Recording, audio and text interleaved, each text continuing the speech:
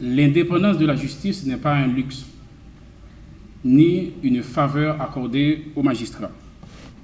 Elle est la pierre angulaire de toute société démocratique et la garantie que les citoyens puissent bénéficier d'une justice impartiale, libre de toute influence politique, économique ou sociale. L'indépendance Haïti, avec son histoire riche et ses luttes constantes pour la liberté et la dignité, ne peut se permettre une justice asservie aux intérêts particuliers. Nous savons que toute ingérence dans les décisions judiciaires et les pressions exercées sur les magistrats fragilisent la confiance du peuple et nourrissent l'impunité. Il est donc impératif que nous interrogions d'abord sur la mise en place d'une garantie constitutionnelle de l'indépendance structurelle du pouvoir judiciaire, puis sur la manière de mieux garantir l'indépendance statutaire des magistrats dans la Constitution. L'indépendance de la justice est un principe fondamental consacré par les normes juridiques internationales. Pourtant, le texte récemment proposé par la Commission de réforme de la Constitution ne prévoit pas assez de garanties pour protéger le pouvoir judiciaire, pour le protéger contre les influences extérieures et assurer son bon fonctionnement de manière indépendante. Limiter le mandat des juges dans le temps aura pour conséquence d'hypothéquer l'indépendance de la justice, dans la mesure où l'exécutif peut de manière arbitraire refuser de renouveler le mandat du juge arrivé à expiration.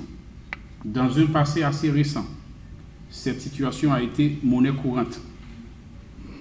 On a souvent eu de magistrats compétents, indépendants, qui ont vu leur mandat non renouvelé par le pouvoir exécutif. Il est donc indispensable que les juges soient nommés jusqu'à l'âge de la retraite, avec possibilité pour les cas de sanction et aussi les cas d'avancement.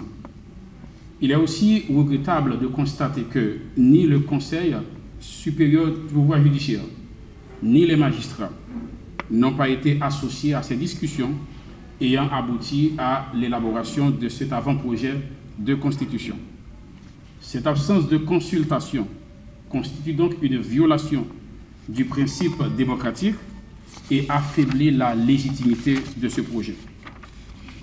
Face à cette situation, nous, au niveau de l'APM, appelons les autorités compétentes à revoir les dispositions relatives au pouvoir judiciaire afin de garantir son indépendance effective. Les réponses à ces questions ne doivent pas venir uniquement de nos dirigeants. Elles doivent émerger d'un dialogue inclusif, impliquant les magistrats, les professionnels du droit et chaque citoyen soucieux de l'avenir de notre nation.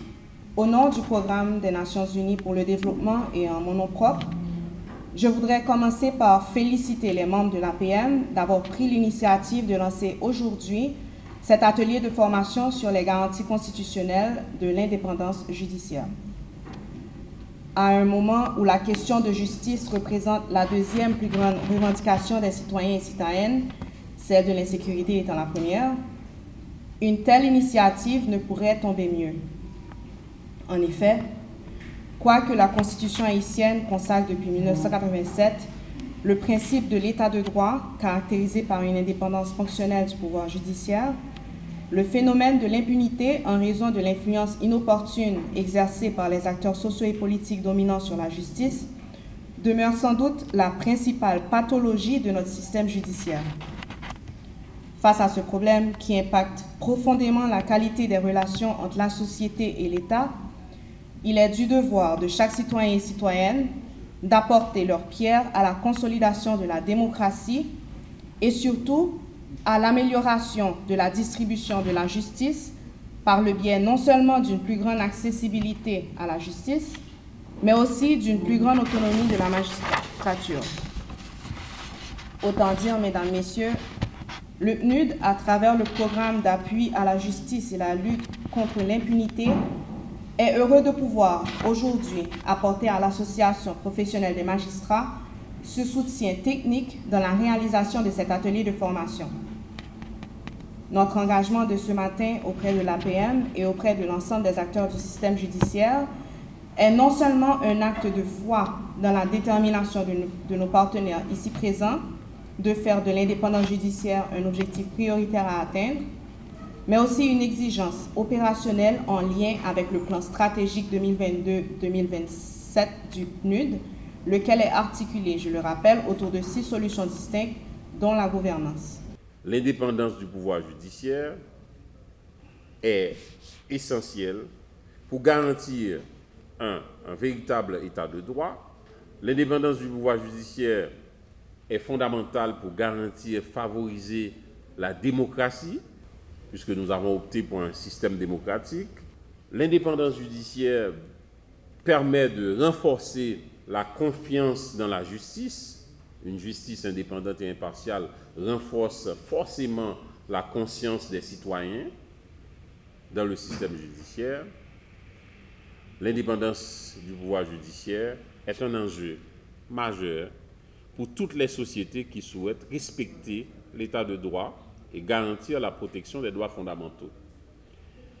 Il est donc nécessaire de mettre en place des mécanismes de protection de l'indépendance des magistrats et de garantir le bon fonctionnement de la justice. Par rapport à l'avant-projet de constitution, donc je veux partager avec vous tout simplement quelques réserves. Ces réserves vont être soumises au débat. Par exemple, sur le mandat de 5 ans accordé aux juges de paix, je suis contre, tenant compte de l'importance de la justice, de cette justice de proximité pour le pays, et pour éviter du chantage politique à l'approche des élections, de renouvellement de mandat de juge, les difficultés rencontrées par le CSPJ pour avoir le renouvellement de mandat des juges. Donc accorder un mandat de 5 ans aux juges de paix constitue pour moi une réduction, une diminution totale de l'indépendance du pouvoir judiciaire. J'ai des remarques aussi sur l'article 162-2 de la Constitution de l'avant-projet, donnant la possibilité aux magistrats du tribunal de choisir les chefs de juridiction. Je suis contre, tenant compte des susceptibilités, des difficultés rencontrées. Je crains un blocage au niveau des tribunaux pour des questions d'élection de chefs de juridiction. Troisième possibilité, sur la possibilité de nommer à vie les magistrats de la Cour de cassation de la République. Je ne suis pas d'accord parce que, tenant compte de l'avancement des autres magistrats dans le système, si les magistrats de la Cour de cassation devaient garder leur poste jusqu'à la mort, pour moi, ça poserait une difficulté énorme pour l'avancement des autres magistrats dans le système. Je proposerais de préférence l'augmentation de l'âge de la retraite, peut-être à 77 ans. Pour moi, ça ferait l'affaire.